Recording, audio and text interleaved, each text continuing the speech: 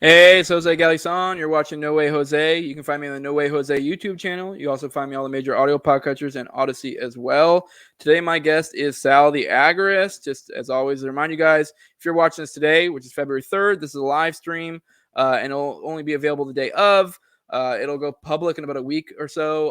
What I'll do is immediately after this, I'll put in like public, or not public, but private, unlisted, whatever, and it will only be available for my patrons during that period of time. It will go, like I said, it goes up a week later. It's available at patreon.com. So it's No Way Jose 2020. The lowest level is $2. The highest level is 20. And the highest levels of sponsors, and I read them off in every episode. My sponsors are CD McRae of the Whiskey and Tea podcast. Great podcast. Check it out. I'm one of the episodes on there. I have at SpaceCat2K, who I've had on before. He came on for the $10 level perk where you got to curate an episode. So I brought him on and we talked about agorism versus secession, and I kind of put versus in quotations because I don't necessarily see them at odds in a certain sense, depending on how you look at it.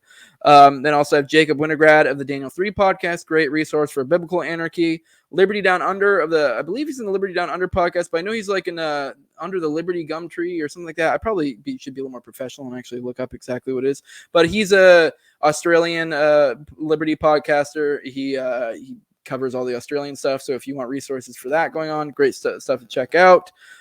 Today we are I'm starting the live reading series of New Libertarian Manifesto, and it only makes sense to bring on Sal the Agorist on because he's kind of like the preeminent modern agorist of these days.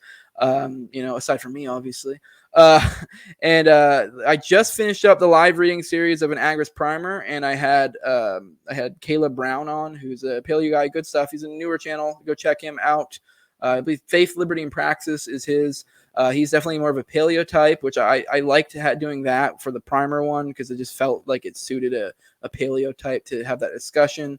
And it's like paleos and agorists have a lot of crossover, but then kind of end up reaching different conclusions. So it was kind of cool doing that with him. And like I said, this New Libertarian Manifesto, this is like the preeminent work of Konkin, so it makes sense to have Sal on. I'm gonna do agorist class theory after this, and I really want to get Aaron of Timeline Earth just because he's like an ANCAP commie, some sort of weird mix of that. So it kind of makes sense being class theory and all. But we'll see how that works out. I do want to let you guys know what's going on with Tower Gang or Tower Power Hour on February 9th. We're getting Alex Stein of Conspiracy Castle. He is absolutely hilarious. You guys should go check him out. And we just had Gino Bisconte on.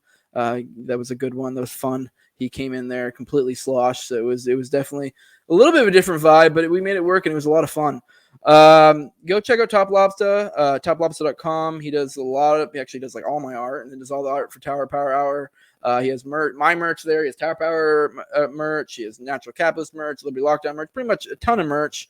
Use Jose at checkout for 10% off. And with that, let's bring on Sal. What's up, man? What's up?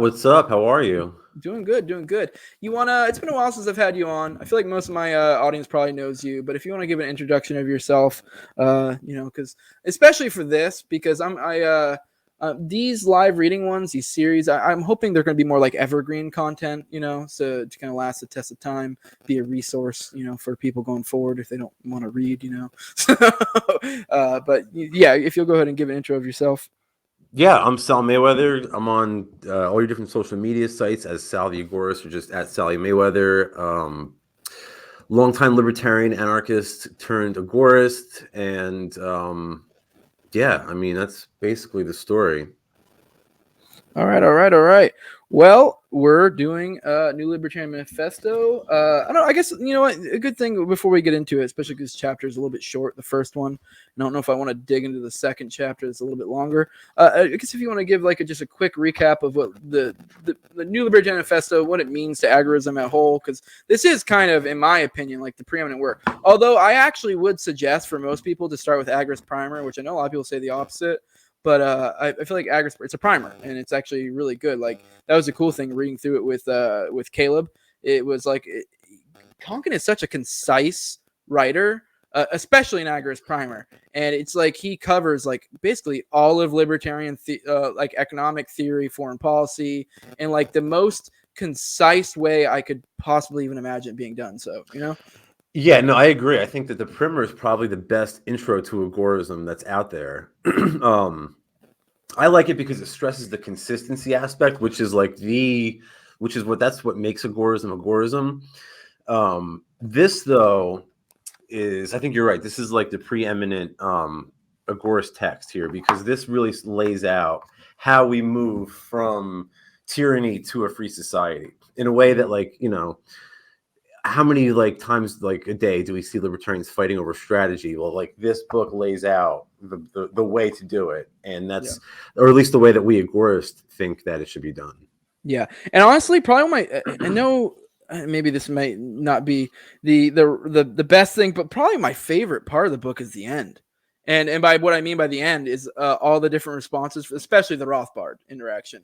I'll be honest. Okay, I don't even really care so much about the other people's like retorts to some of his stuff, but the Rothbard Konkin little debate there is great. Like, because he sends out letters to the different preeminent libertarians of the time to kind of get their feedback, and then he has a back and forth with Rothbard, and that's great. Well, this is only one of their back and forths. They would like go back and forth in libertarian journals and like the Libertarian Forum back in like the 70s and stuff. Those debates were actually, I think, even like better, because this is really just Rothbard's response to NLM. But Rothbard didn't understand it. Yeah. Like, I think it's pretty obvious from his response. He didn't really get the whole, like, he sort of just brushed it off. Like, oh, here's these new group of new libertarians. Like, forget about what they say. And like, that's sort of like the impression that you get. You can sort of tell he didn't really grasp the consequences of a logically consistent approach to his own ideas. That's why Sam said, we're actually more Rothbardian than Rothbard. Yeah. No, it is great, because it is like, I know I've had this discussion, and a really good resource for people. I had this discussion with Jared from I think his Twitter is @NDemocracy, and he has hopian.org, and we did this talk about it, and like, and he kind of gave the critiques that most people have, like most smart people. I'm not even saying he's being disingenuous, because I can kind of see I can understand some of where people's critiques come from, but I think it's a matter of that just. I mean, maybe it's not the best way to put it. They didn't really entirely grasp it. Maybe I didn't entirely grasp it. Maybe they're right. Who knows? But because it's like there are a lot of people who have critiques, but I think they are kind of missing the point of some of the stuff he gets at. Like, for example, he gets the accusation a lot of being like very egalitarian, where it's like he kind of makes the point that like, no, this will make things more egalitarian, but we're not striving for perfect egalitarianism. Like, that's not what we're going for necessarily. There'll still be hierarchy, Right. Right. And that's a lot of that, frankly, just comes from naivete. That's really what it is. And like, Per Byland has a great book on that called Seeing the Unseen, the Unrealized. Per Byland, by the way, is one of the most underrated agorist thinkers out there, but he really goes into all that, and he explains how that's all bullshit. And like, the other thing that a lot of those folks say is like hierarchy. Like, how come you crazy agorists don't believe in hierarchy? It's not that we don't believe in hierarchy. We just think that in a truly free society, it would be much less hierarchical, right? Because there would be more opportunities for entrepreneurs, and there would be much more horizontal distribution of wealth that would just occur naturally. It wouldn't be this sort of tiered thing where it's like you have the political class up top and the rest of us down here. Yeah, and I won't even say Konkin is like, because a lot of people point out that like we always joke and say wage slaves, like partially joking, and it's not even that he's necessarily against that per se. He's just saying there'd be far less of it, and if anything, it would probably slowly die out, because he makes the point that an entrepreneurial society would be far better. Like you can set up these structures in an entrepreneurial sense. Like, they don't have to be in that way, but there would still be probably institutions that that in a free society they would have that. They probably would die out by other institutions that are doing it in a more entrepreneurial sense and beat out the old timers, if you will. Exactly. And also, to engage in agorism, you have to be an entrepreneur. So it's like, if you like a lot of times people think that agorism is breaking the law. That's not. That's a legalism, which is sort of closely related. That's another sort of anarchist philosophy. It's only becomes agorism when you combine it with some entrepreneurial aspect, right? That's what sort of makes it so disruptive. Look at what Cody Wilson did. Look at what Ross Ulbricht did, right? Look at what Satoshi and Erwin Schiff and all these great people, they all did it from an entrepreneurial perspective. And that's what I try to do at 3dprintergoburr.com and my different ventures. I think that's what a lot of agorists are trying to do. And the other benefit too is that you sort of, I don't want to say it's like, so it may, you have more control. You're more equipped to minimize your tax burden when you work for yourself than when you're getting like a 1040 in the mail. Yeah. I do want to stress, because a lot of people do point out with, God, I already forgot his name, Ross Ulbricht. I wouldn't say he was a bad agorist, but also people a lot of times get a takeaway of like, look at him, he spent his life in jail. And to some extent, like, he may have may have miscalculated things a little bit, because the idea is not to get thrown in jail. Or maybe his subjective value was different, because maybe he valued what he was bringing to the world and understood the risk. Because part of Konkin's thing was that, and we go over this in the primer, he has the whole, calculation of it. It's kind of weighing risk and reward, and ideally, what the risk will be. But to be fair, he also did get railroaded, and he probably was like, "What the fuck?" Like, they completely came out of nowhere, way overdid it. So they probably pretty hard for him to calculate that into his risk assessment. Well, it's like that's what makes us different than the sovereign citizens. Whereas like the sovereign citizens are openly in your face defiant. We believe in using operational security, which really nowadays it really comes down to like crypto anarchism and the tools provided by the crypto anarchist. And Ross back then had like one or two little holes in his OPSEC, and the feds exploited it, and then they crucified him publicly for it. But that didn't stop the whole concept of dark markets. There's more dark markets today than there was in Ross's time. The only other point here is that you can't ever stop the agorist, right? Like, even in prison, and this is sort of one of the points I try to make in my book, Anti-Politics, is that even and Thoreau makes this point in Civil Disobedience, it's like the only place that he says the only place Massachusetts provides for its freer citizens is its prisons. And Gandhi had the idea that like when the state does come down on you and they imprison you and they beat you, all that does is it opens up the masses' eyes, and it helps them see the brutality of the state that they've been trying to mask and hide, right? All of a sudden that brutality becomes exposed. So now how many people in America can see Ross suffering in prison unjustly? And how many people has that woken up? So even in prison, Ross is still waking people up. That's why I say you can't beat the civil disobedient. You can't stop the nonviolent resistor. He only becomes stronger with the more you oppress him. Yeah, and if we get to the right phase of the agorist revolution, we'll go all alongside Knight and break him Oh, out. dude, I've had people like tell me like, man, we should just get a bulldozer and yeah. I always say this all the time. Alongside Knight, go check that out. It's the greatest piece of like fiction that is really does a good job of highlighting it. And a lot of people like Ayn Rand books. I'm not. I read Fountainhead, and I wasn't a huge fan because it was fiction, but it felt like fiction really striving to beat your head over with a point. Whereas Alongside Night was actually, in my opinion, an enjoyable story that also had theory behind it if you really thought about it. And, yeah, we said that this is sort of like the premier text, and it is. And we like in Agorist Primer is definitely a better book to start with. But I think Alongside Night sort of like lays out the whole process for you. In like a real life version. And Konkin and Neil wrote that book while they were traveling across country. Like they came up with it together. And Neil was the science fiction writer because he liked Heinlein, and Konkin would sort of fact check it against his theory. So that might even be a better place to start. Yeah, it depends on your tastes. I'm not a huge nonfiction guy or a fiction guy, but I loved Alongside Night. Especially, I would suggest people out there, the audiobook version is amazing. Like, super well narrated. Like, because I hate like most fiction audiobooks. I hate because they're always a lot of times they don't do a very good job of narrating, but they did a very good job on like switching up voices and making it entertaining. Whereas like most audiobooks, they also made it into a real shitty movie. With Kevin Sorbo that you can watch for free online somewhere. And it's funny because now Kevin Sorbo is like a big right-wing guy, so it's like maybe he's actually an agorist. Who knows? He's hit or miss, like he I don't know. I've seen some good takes from him. All right, let's get into it. Well, this is and feel free to stop me at any point, because like while this is live reading, it's also like we're this will be a jumping off point for discussions as we go. This is the first chapter, Statism, Our Condition.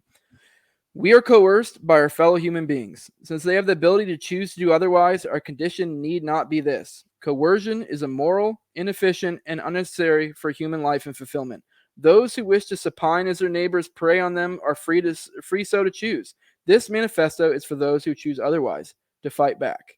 Right there. I don't know if you have anything to add. I mean, there's already good stuff there. I do like how he kind of touches on, because I do think there's an issue even among libertarians that we have these ideas, but we don't really put them into practice. And it's kind of like, I mean, why not? Like, why do you have this idea that, oh, this is illegal, so I shouldn't do it, or whatever, you know?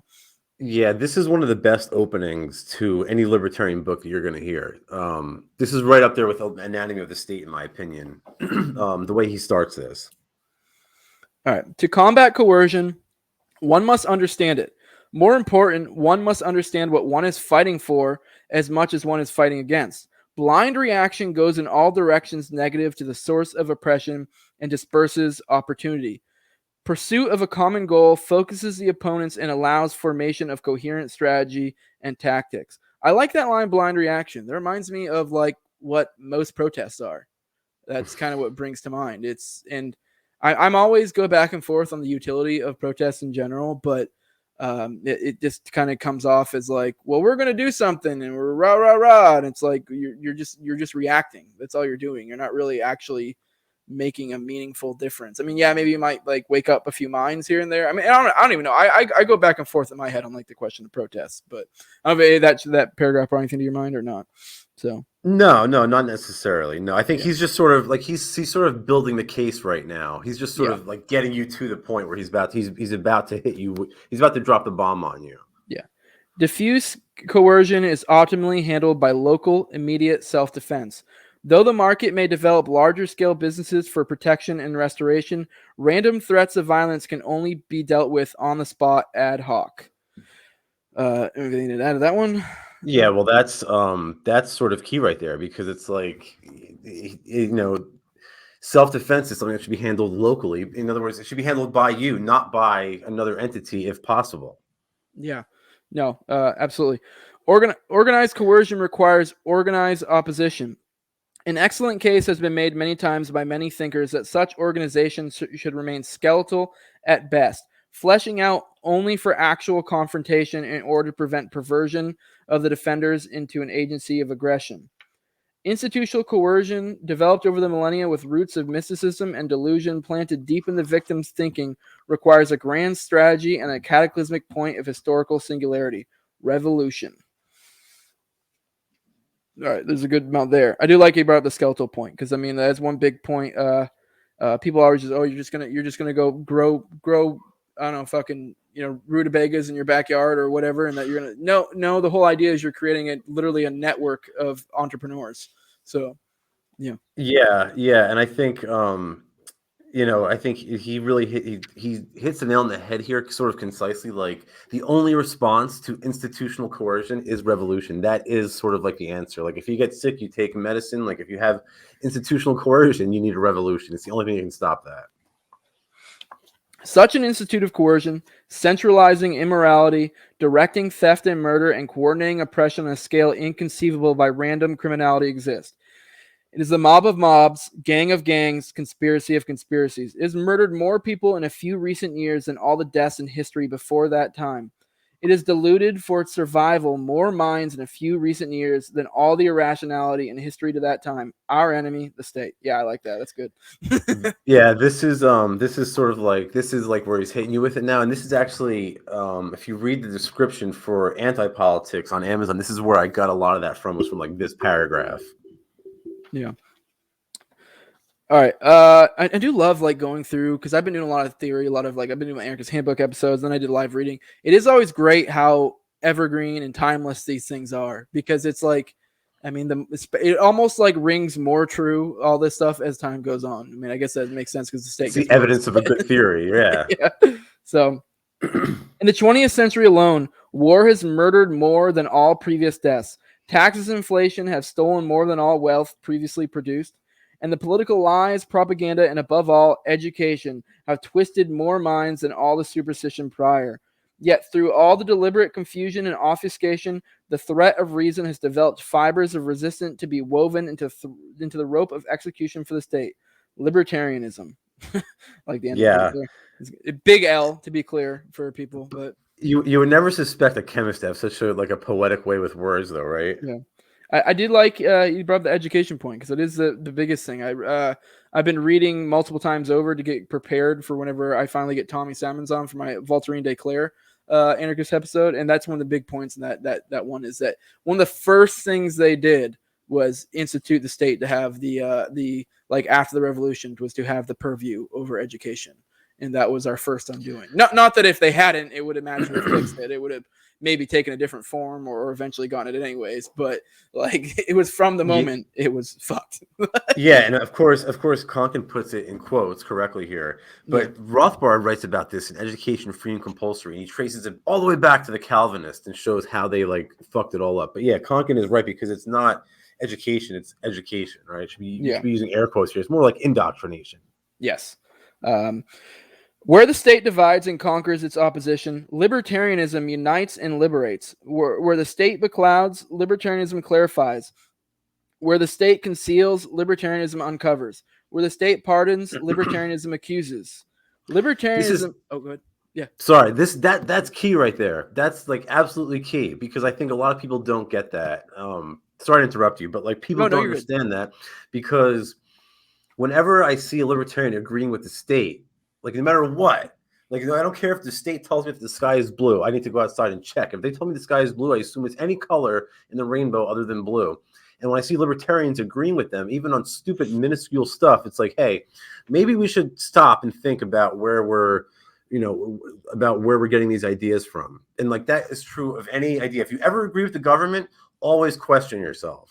Yeah. Oh, did you see? I mean, I know I'm trying to make these things more timeless, but this is a current event thing. But it's a perfect example. I don't know if you saw it. I just saw it on Twitter just like an hour ago. There was and it was a big thing that's gone viral. There was some journalist that was questioning. I forget who exactly it was, but it was some guy coming out with talking about the whole Ukraine-Russia situation. Right yes, now. I saw that. And, yes. Oh God, that was so great. And he was kind of like, well, the I forget what word he used, but he was kind of like our intel provided or whatever. And then he was like, okay, well, what intel? And he's like, well, this declassified intel. And you're like, declassified intel. So, okay, so where is it? And he's like, well, this is it. And you're like, what do you mean this is it? Just you, the mouthpiece telling me like you don't have any documents, nothing. Like you're like, well, we got to protect. He's like, what evidence do you have? And he's like, I'm telling you right now that this happened. It's like, you just murdered 10 women and children. Your word is not sufficient to justify that murder. And it's it's ridiculous when people when people do that, but this has been going on for forever. This happens all the time. This happens especially in the foreign policy realm. It's always, intelligence provides, and they almost never give you. I mean, this was a little more transparent because he tried to be like, yeah, this is the intel, or it's declassified, because you hear declassified and you assume oh, you have some documents to present to me or something, something of some sort of weak merit likely, but something, and you're like, no, just this. But this happens all the time. He was like, this is Alex Jones level stuff, is what he said. Yeah, it was great. Yeah, Hallie's just going to check that out. I wish I had more info on what it is.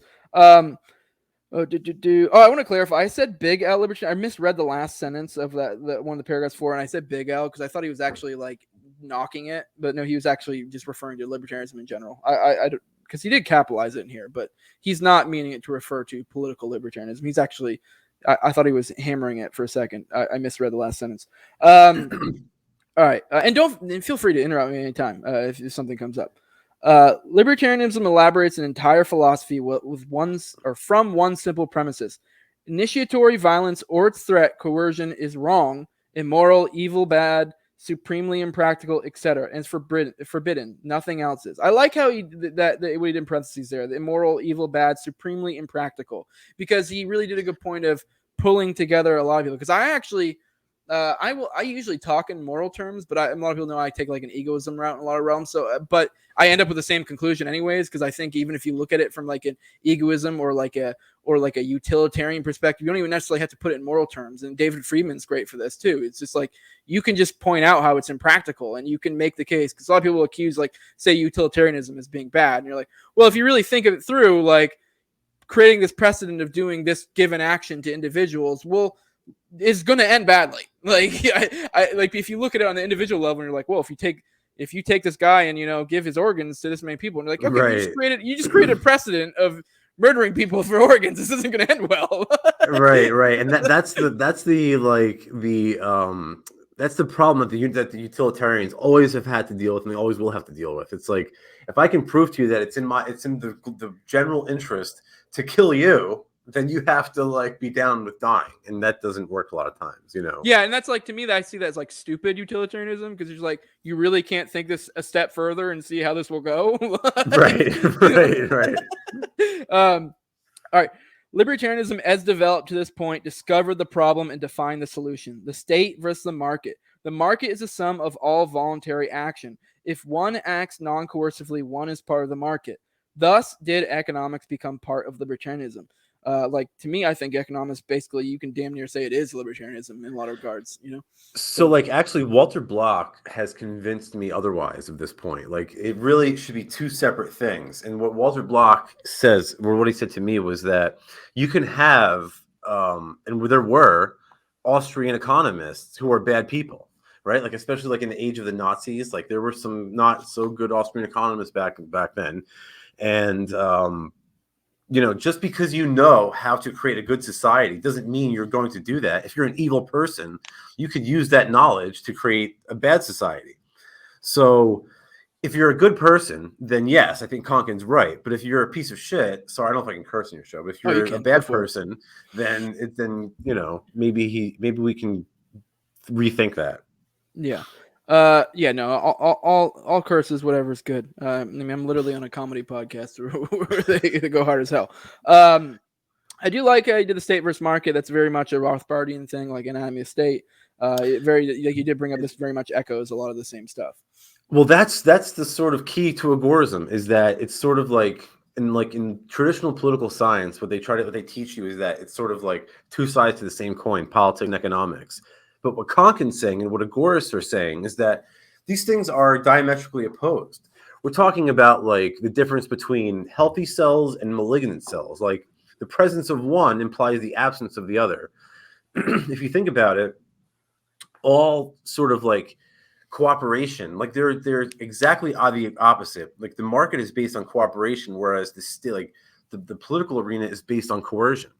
And Konkin is sort of building up to the point that I get in trouble for making to people, which is that stop engaging in the political arena because you're doing harm to the cause. And Konkin is about to develop that much more fully than I could. Yeah, and to echo a little bit what you touch on there, I'll just 3 words: production precedes predation. So, like, I mean, once you understand that, you really can't even, you know, escape it. Yeah. You know? So. All right, libertarianism investigated the nature of man to explain his rights deriving from non-coercion. It immediately followed that man, woman, child, Martian, etc., had an absolute right to this life and other property, and no right to the life or property of others. Thus did objective philosophy become part of libertarianism. Libertarianism asked why society was not libertarian now, and found the state, its ruling class, its camouflage, and the heroic historians striving to reveal the truth. Thus did revisionist history become part of libertarianism. Psychology. That's another sort of key here, because like somewhere else, I don't know, maybe it's in here. I know Konkin said if you take a little bit of economics, some logic, and some revisionist history, and you mix them up in a pot, you basically have agorism. And I think a lot of times libertarians, anarchists, and agorists don't pay enough attention to revisionist history. Because like that is like he already mentioned education in air quotes. Remember, that's what the hell he's talking about, right? That's the whole point. And actually, my next book is going to be about it's going to be a book on revisionist history. Yeah. Once again, to echo Agorist Primer, he literally has probably 2 pages where he basically does the most concise breakdown of like every war ever.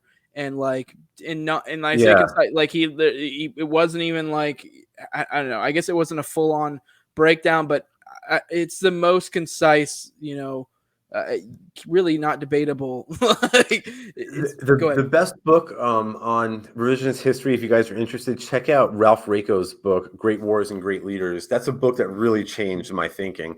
Also, in the lesser read Back Alleys, From the Back Alleys to the Stars, one of Konkin's lesser read books, he does a little bit of revisionist history as well. And Oh, I do some as well, is also that in is that an anti-politics. agorism thing, or is that like something else? I've never heard of that. Yeah, that's a book that Konkin wrote that actually he never finished. It's Oh, incomplete, okay. but it's mostly complete. But the last part he didn't actually finish. I have some excerpts of it in Anti-Politics, though. Huh. I'm gonna have to find a way to get my hand on that. If you send me that later, Kindle. I've never heard of that. Oh, You can get Kindle. a Kindle for like cheap. Oh no, I'm old school. Is there book versions or no? I don't know. Maybe Victor might or CoPubCo might be publishing one. I don't know. I don't know. Okay. Psychology, especially as developed by Thomas Szasz as counter-psychology, was embraced by libertarians seeking to free themselves from both state restraint and self-imprisonment, seeking an art form to express the horror potential of the state and extrapolate the many possibilities of liberty. Libertarianism found science fiction already in the field. From the political, economic, philosophical, psychological, historical, and artistic realms, the partisans of liberty saw a whole, integrating their resistance into others elsewhere, and they came together as their consciousness became aware. Thus did libertarians become a movement, which I guess I want to take this moment to kind of touch on. A lot of people try to like pigeonhole what agorism is. Agorism is like basically, I mean, it's just economic action. It's more of a frame of mind in a lot of ways. So a lot of people will always think, "But you're just going to sell weed. You're gonna grow garden, whatever." And it's like you could do so many things, and that's the beauty of like, especially if you're comparing it to the political. It's like you have this one centralized thing, and you have this one insanely decentralized concept where you're taking over every corner of the market possible and dominating it and integrating our economic principles to succeed in those given arenas that you are perfectly tailored for because of your given skills. Yeah, exactly. Like, yes, I'm going to sell weed while you're going door to door and working the phone banks for Gary Johnson. And who's done more, right? I'm actually freeing people. I'm giving people the cannabis, right? I don't actually sell weed, but if I did, that person is doing more for drug rights than the person working for Gary Johnson's campaign. The one thing I want to add here is he mentioned science fiction.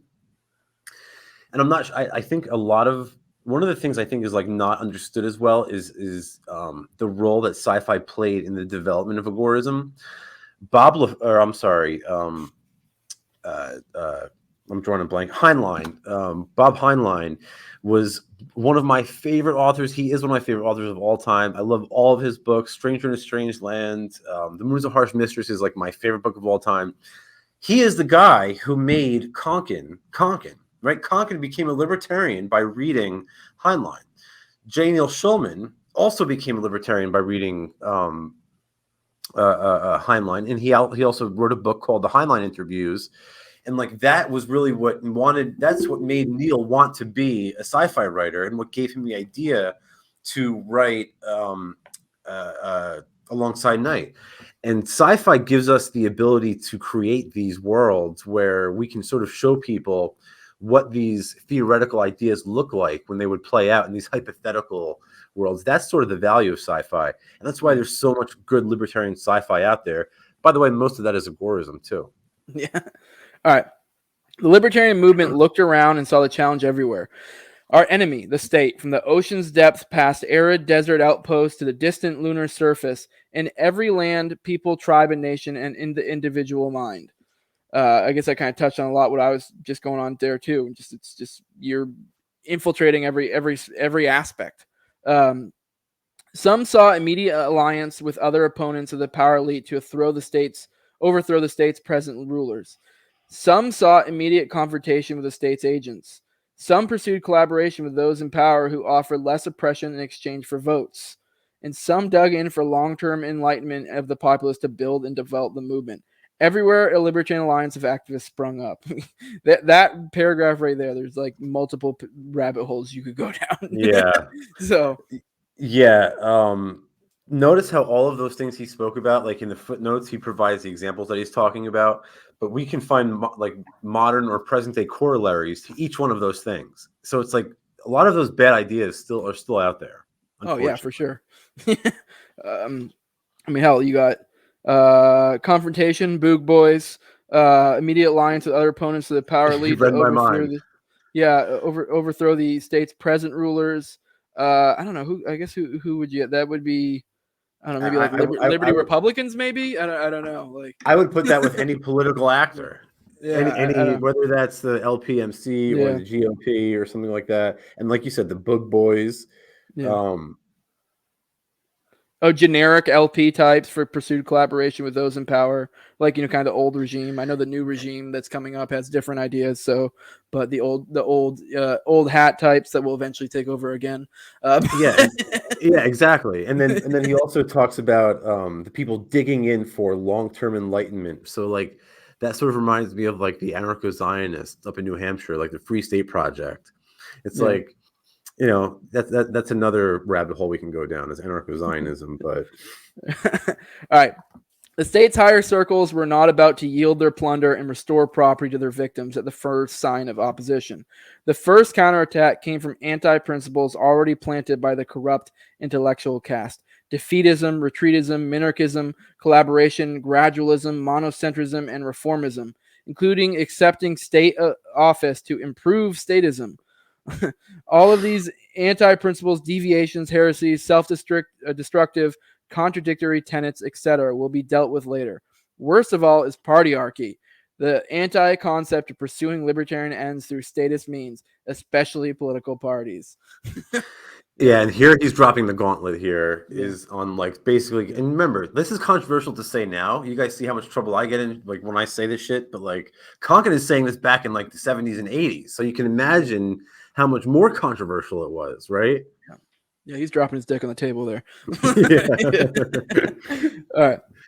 A libertarian party was the second counterattack of the state unleashed on the fledgling libertarians, first as a ludicrous oxymoron, then as an invading army. I do want to touch on that for a moment because one main point I use frequently of like why I don't think this is a good idea is I get it. The current LPMC types are probably going to take over. They have a different idea. My main point is someone's going to end up taking over, and all you're doing the old hats are going to take back over. They're going to you analyze the incentive structure of this concept. It's not meant for you guys. Like you guys who are like the good Rothbardians, whatever, that are going down the wrong route. It's not meant for you. You're not meant long for this world. It will go back to the old hats. The best thing you will do is, or the worst / best thing you'll do is grow it for your enemies. And then what's going to happen is you're going to end up with a Robbie Suave, the Nick Sarwart types, and they're just going to be the next tools of the state. Like that's their goals. Like their goal is to become, the third party or the other part of the duopoly or whatever. Dude, they want to be elected governor. They want to be like senator and shit. And there is a reason why Konkin, when he says a libertarian party was the second counterattack of the state, the term libertarian is in quotes. And you put this much more diplomatically than Konkin did, and I'm going to put it even less diplomatically than him. Frankly, if you're in a party, there's a good argument that you're not a libertarian. The whole concept of political liberty is a contradiction in terms. There can be no such thing as political liberty. It doesn't make any sense, the concept. If you close your eyes and you think about political liberty, you can't actually think about what that looks like, right? Liberty is not something that another man gives to you because it was never his in the first place. It's something inherent within all of us that we have to claim. So the idea of a political party being consistent with liberty, the principles of libertarianism, is absolutely absurd and contradictory, and that's what Konkin's saying here. Yeah.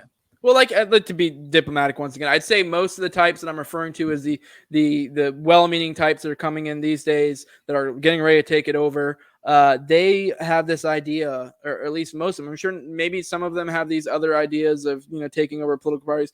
Or not taking political parties, but offices, whatever, etc. But most of them legitimately think we're going to use this as a messaging tool. Like we're going to take over this concept and we're going to use this for messaging. And I'm like, I get that, but and you're like, here's this big thing I can use, and it's like, okay, I don't think it's going to end up working well for messaging, and I also think you're just going to end up becoming what you hate in the long run, or giving it to the people that you hate in the long run. So yeah, and just about that. There's a chapter I have in Anti-Politics called "The Party Once More," which is a selection from Rothbard about why the LP can never be an effective messaging tool. So if you want more on that, like I know now's not the time, check out that chapter. Yeah, I still gotta check that out. Maybe that'll be the next once I get done with these live readings in my anarchist handbook, maybe I'll touch those. I still haven't got around to reading it. So Yeah, no, you'd love it, and yeah, it was actually like come before Agorist primer, so it's like yeah, the base of all agorism is like the reason why the book is there. yeah. All right, the third counterattack was an attempt by one of the 10 richest capitalists in the United States to buy the major libertarian institutions, not just a party, and run the movement as other plutocrats run all the political parties in capitalist states. I do love how much he'll get into the coctopus or coctopus or whatever. Yeah, It's just fun seeing. It's almost like borderline petty how hard he goes, but it's fun. I guess it's like the best modern day example would be like when you see two bigwigs on Twitter, like just getting really fucking, nasty, and you're like, whoa. well, he really had a way with words, man. He coined so many terms that we use today, and coctopus was one of them. But like, you have to understand the drama that was happening back then. Like the Koch brothers were funding all of the like LP. You can was feel the hate funded. in the words. Yeah, right. So it was like basically like Konkin versus like the Koch brothers at this point in like libertarian history, because they were the ones funding the whole show. They were the ones. They were running for like vice president. They were funding everything, and like everybody thought that you could get more money into the party. And Konkin's just like, no, it's not going to work. And like this is the whole. That's what he's writing about here. Yeah, and you know what? That's the conclusion Rothbard got to eventually. But then I know he went a little bit more right, but whatever, Yeah.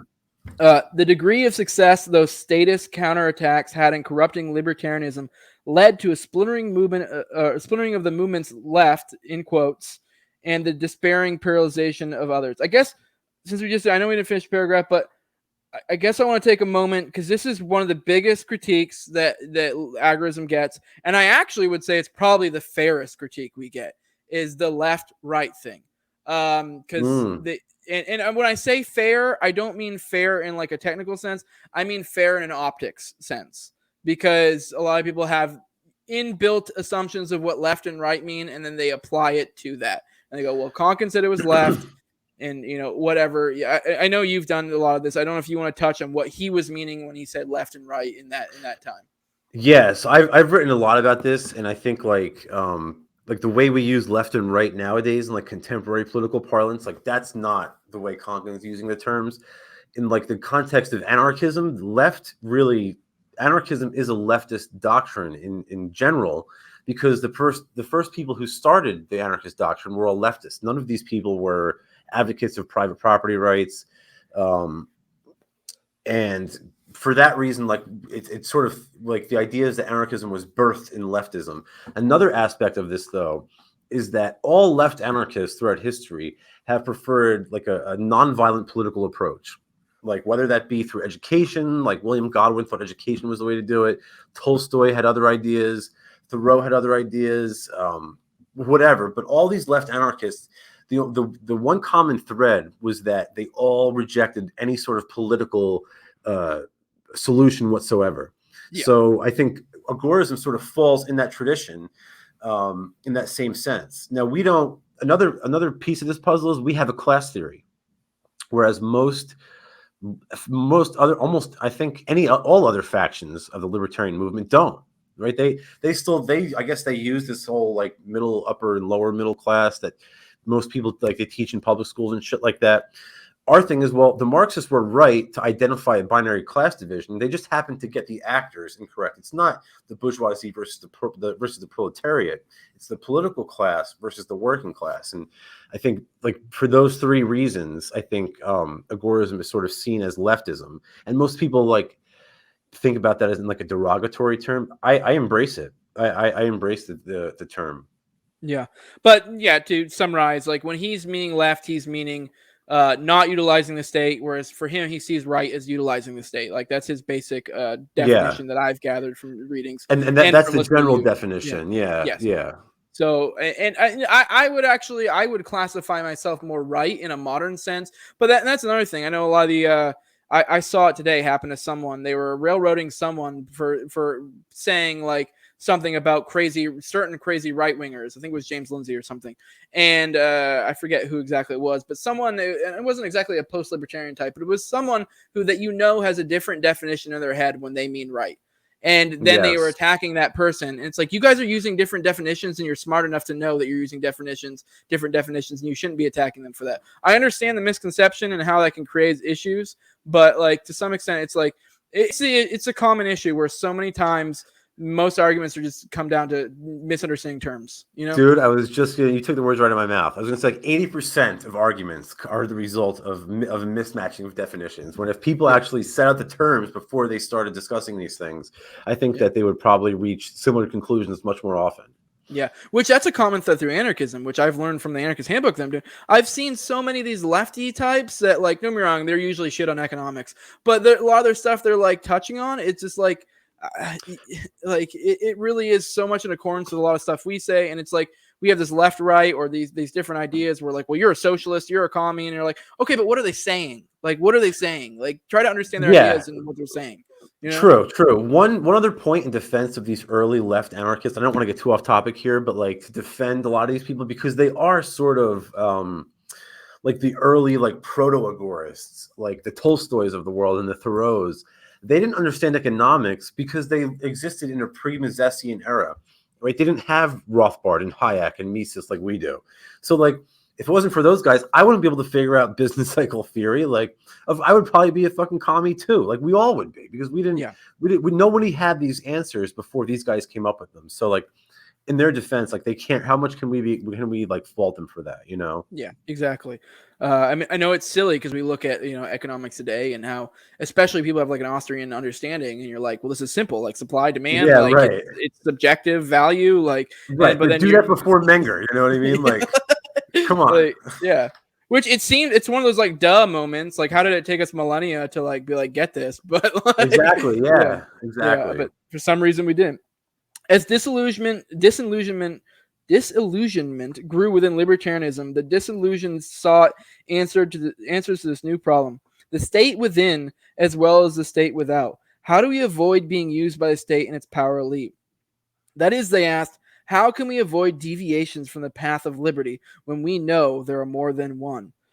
The market has many paths to production and consumption of a product, and none are perfectly predictable. So even if one tells us how to get from here, statism, to there, liberty, how do we know that is the best way? I don't know if you have anything to that. I'll keep going if not. No. Already some are dredging up the old strategies of movements long dead, movements with other goals. New paths are indeed being offered back to the state. Betrayal, inadvertent or planned, continues. It need not. While no one can predict the sequence of steps that will unerringly arrive a free society for free-willed individuals, one can eliminate in one slash all those that will not advance liberty. All right, mid-paragraph again. This is one thing I wanted to bring up because this is something that infuriates me to no end. A common critique that people of say especially the political types, because we're talking about agorism here.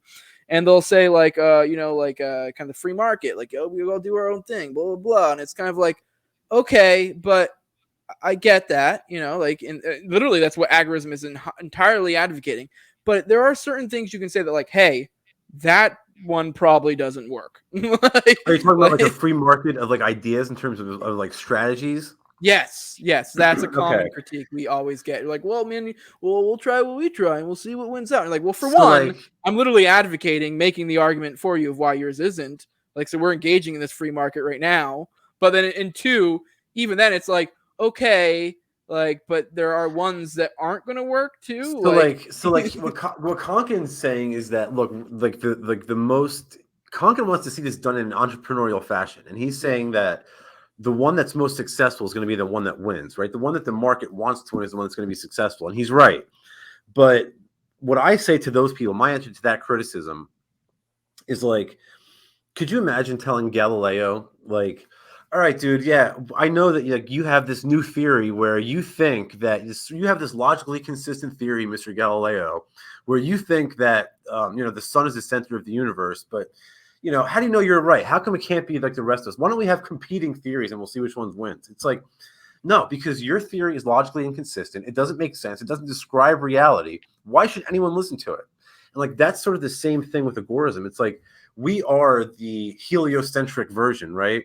Like they are the old geocentric model. Like we are like the new like updated version. Like you wouldn't accept a logically inconsistent theory in the natural sciences. So why should you accept a logically inconsistent theory in the social sciences? And once you accept that position, you by process of elimination, you're left with agorism. Yep. I'll start that paragraph over since I did cut it mid so it makes sense. Well, no one can predict the sequence of steps that will unerringly achieve a free society for free-willed individuals. One can eliminate in one slash all those that will not advance liberty, and applying the principles of the market, unwaveringly map out a terrain to travel. There is no one way, one straight line graph to liberty, to be sure. But there is a family of graphs, a space filled with lines that will take the libertarian to his goal of the free society, and that space can be described. Once the goal is fixed and the path discovered, only the action of the individual to go from here to there remains. Above all, this manifesto calls for that action. All right. And, I don't know if you have anything to add to that one, because the next chapter is kind of long, and so I didn't want to stop mid-chapter. Well, so he's building up.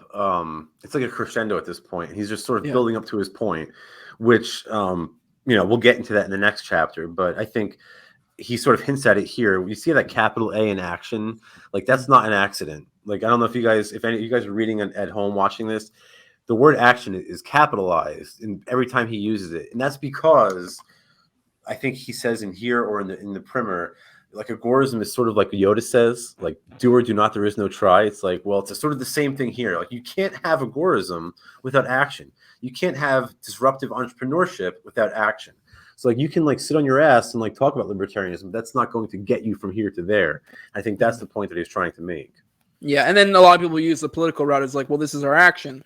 It's like, well, not all actions are created equal. If you're like, I want to create a free society, and I'm going to go murder people, and that'll somehow get you there. I'm like, well, I don't think that's right. I mean, I think we can conclude that's probably not a good way to go about it. Not saying those are the same exact thing, but the point is there are actions that are obviously that we can make arguments or to show that won't work. If you and I were running a race and I ran backwards, all right, and you ran forward and hit the finish line, I've taken an action, but not to achieve my goal.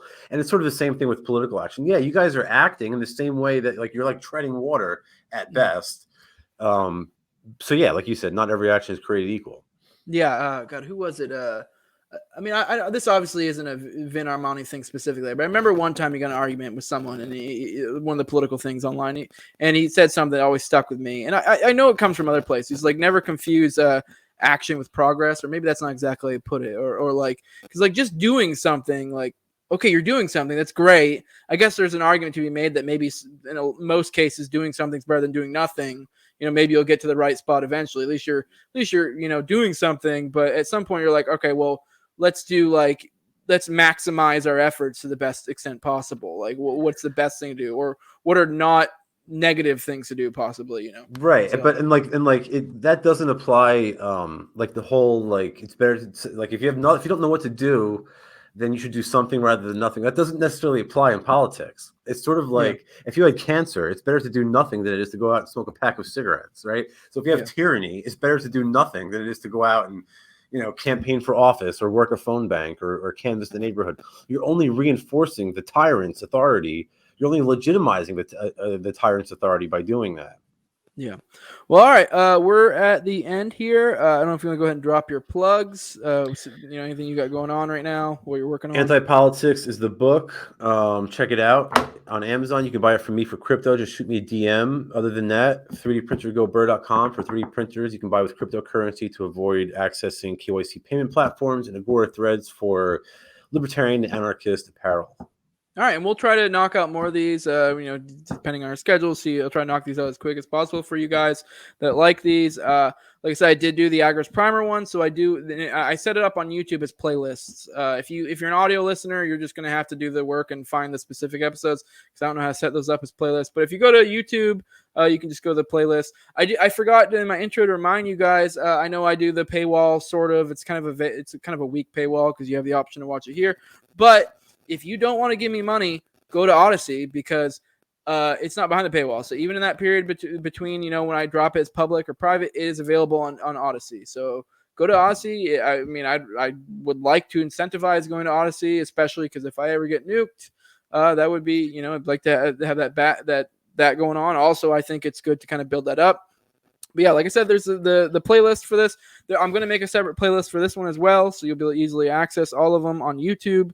And yeah, with that, this is No Way Jose show. This is on YouTube, all the major audio podcatchers, Odyssey as well. You can follow me at Twitter at 2020 No Way Jose. If you want to give me money, patreon.com/No Way Jose 2020. Like, share, subscribe, all that good stuff. And with that, we are out. I appreciate you coming on. We'll try to do more of these soon. So thank you, brother. no problem.